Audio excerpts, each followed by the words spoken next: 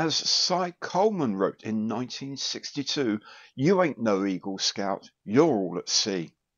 That's a bit harsh, I think, Cy, but I do feel a little nautical today as it's Trafalgar Day. It's 6 bells of the morning watch, and it's Monday Matters right here on Gary's Stuff.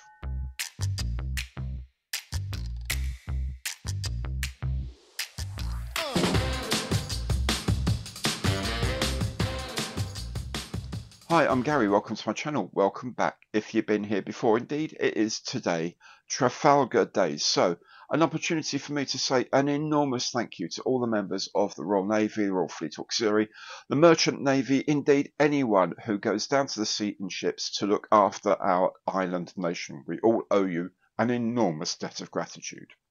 It is, of course, also Monday Matters. So, I'll be catching up with what I've been looking at in the news of the week.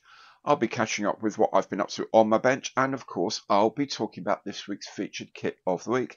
And as usual, all these bits come as chapters, so you can hop back and forward as your heart desires. And if you like the show, and I hope you do, please remember the best way to support the channel for free is to subscribe. If you also hit the bell, you'll be notified of all my future content as it's published, and anything on my channel you like, please do give it the old imperial thumbs up on the like button below, because every like counts, and why not leave a comment and let me know what you think. If you'd like to support the channel in a bit more concrete way, of course you can do that through any of my online partner programs, details of which are in the information box below. Right, let's start off with a few things. Firstly, I just wanted to point you towards a program happening on Friday over at Bearded Veteran Creates, my mate Mikey's channel. He is interviewing Malcolm Childs. Malcolm Childs runs Models for Heroes. You know that's my favourite charity. You know how important they are. They use model making as a diversion activity and a support activity to help people from these services and the blue light first responders who are having issues with mental health as a result of their service to our country. It's a brilliant, brilliant way to help people start their road to recovery, or just even keep them going day by day. I know a lot of people who have really benefited, and I know a lot of people's lives have been saved by them. So find out more about the history of Models for Heroes and what they do when Mikey interviews Malcolm Childs. That's on Friday at 11 AM British summertime. Still summertime, isn't it? British summertime. 11 in the morning, and on Bearded Veteran Creates channel. Link is in the information box below. And if you can't watch it during the day, catch it in the evening if you want, because it will also be as a video thereafter. Of course, if you can catch it live, you can also maybe ask Malcolm a question of your own. Also on Friday 25th is the 48-hour group build run by our Dutch friends, Scale Models for Vets. Now it starts at 7 PM Central European Summertime on Friday the 25th and runs for 48 hours, ends at 7 PM on the 27th. A link to the YouTube is in the information box below to the channel. You can check it out. Do go along, have a look. Loads of people making stuff, chatting about model making, and it's all good fun. Incidentally, they are having an auction as well, which is currently running on their Facebook page, and that will run until the end of the group build as well. So do check that out. Again, a link is in the information box below. Their aim is to raise €1,000 for Scale Models for Vets. Again, a brilliant, brilliant course. Please do think about checking them out. And finally, talking about things about veterans and models and things like that, you'll remember from the live stream last Tuesday, Russell Taylor guessed Nick's Conundrum first. The Conundrum kit was the Nemeth Parasol in 1/72 scale from Avis, a kit I am very, very, very excited about making, I should say. Anyway, Russell lives in America, and he said to Nick, well, look, don't send the stuff over here. Send it all to Models for Heroes, which is a very generous thing for him to do.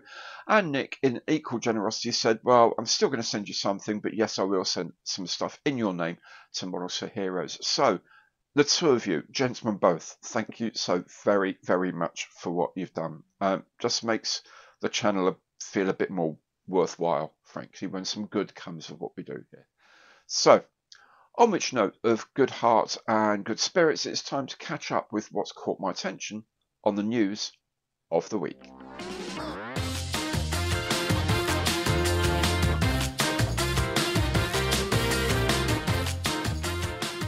ARMA Hobby is trialling a new offer you might be familiar with if you're an Eduard customer, called Overtrees. Essentially, this is all the plastic from a kit without instructions or decals. So, if you buy the Yak 1B Fighter in 1/72 scale currently, you can buy the plastic for another one for just €4.55.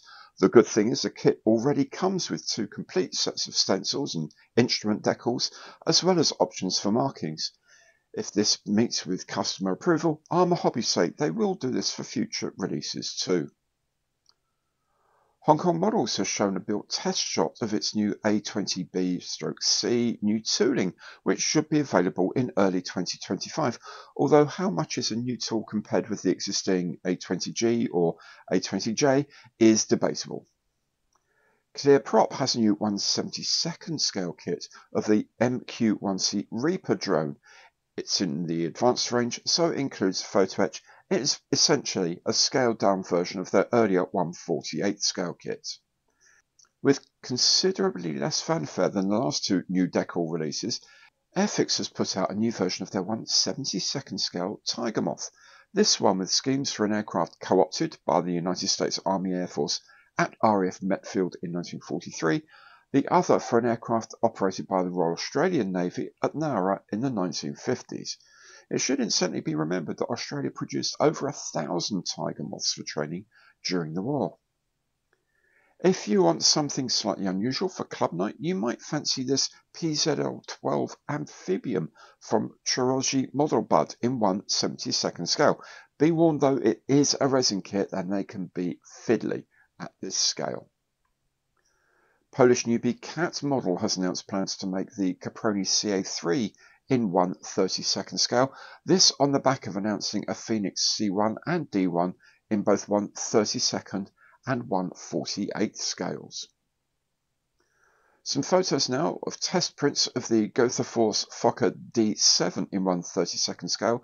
Yes, the parts are all 3D printed, which seems to be the way to go these days, as companies like Luke Graft will attest. They also have 4 more schemes revealed. These are for Rudolf Stark, Walter Blume, Franz Mayer and Wilhelm Leuch.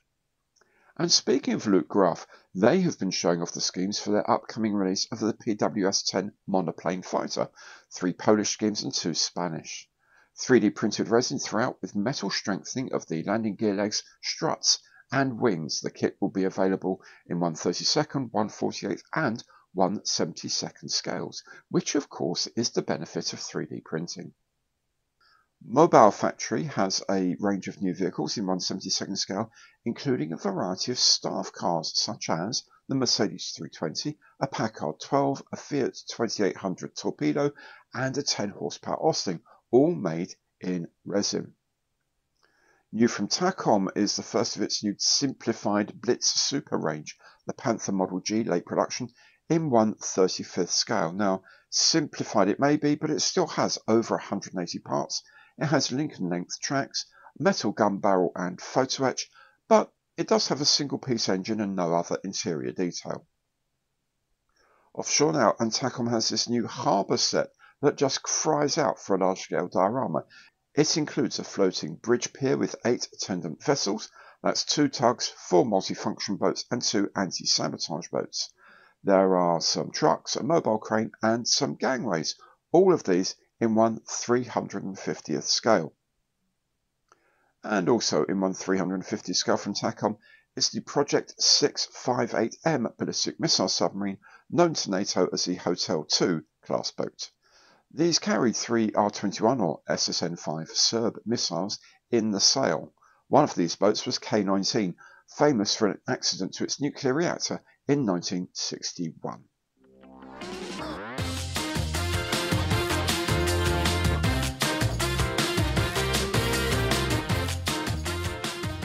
On my bench this week, I've been catching up with some builds. The Tiger Moth is not far off being finished now, the 1/72 scale Tiger Moth. I'm thinking it's looking really pretty actually.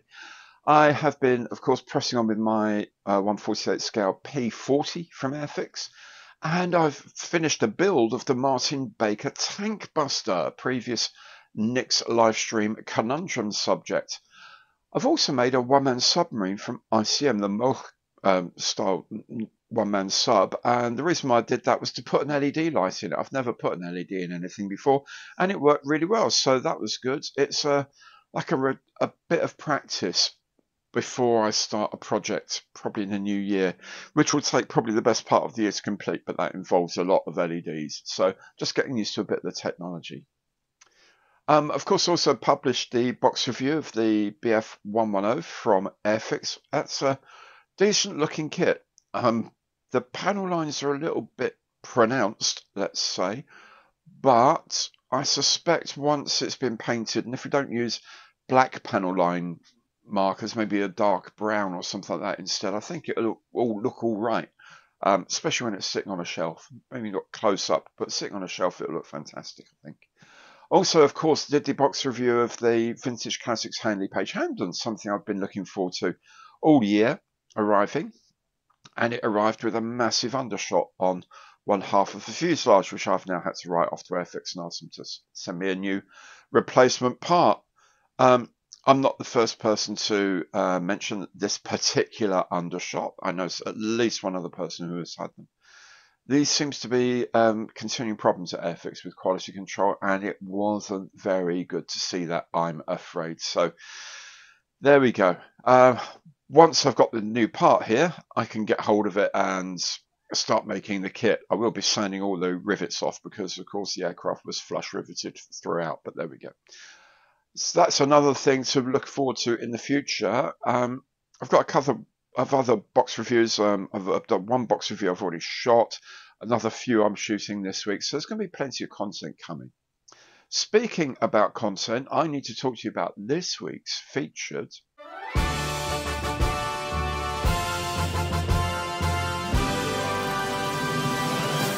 kit of the week. And this week I'm going slightly off piste, and I am going to do an AIRFIX 1/35th scale Tiger 1 quick build kit. Now, before you start, oh, it's not a real model or anything like that. Just because it clicks together rather than glues together don't mean it isn't a good model, because it is a good model. It's not the best Tiger 1 you'll ever see, but to be perfectly honest, it's not the worst either. And there are plenty of people on YouTube who have spent some time and effort with them and turned them into really, really nice looking kits of the Tiger. I'm not going to be doing that. I'm going to be building it straight out of the box. I may even shoot it in one take and then just edit bits and speed bits up and down just to show you how easy it is. I think the concept is brilliant. I love the scale. I made the Sherman sometime last year, I think it was, live on stream. It took 2 hours, and at the end of it I have a model tank that actually looks like a Sherman and for which the tracks actually work as well. I think it's hilariously good fun. I think it's a real mojo boost for anyone, and as I say, if you really want to, you can go to town on it and make it look something very, very special indeed. Anyway, I'm building that this week. I hope I can share how much fun these things really are. I genuinely think they're one of the best things AIRFIX has released this year.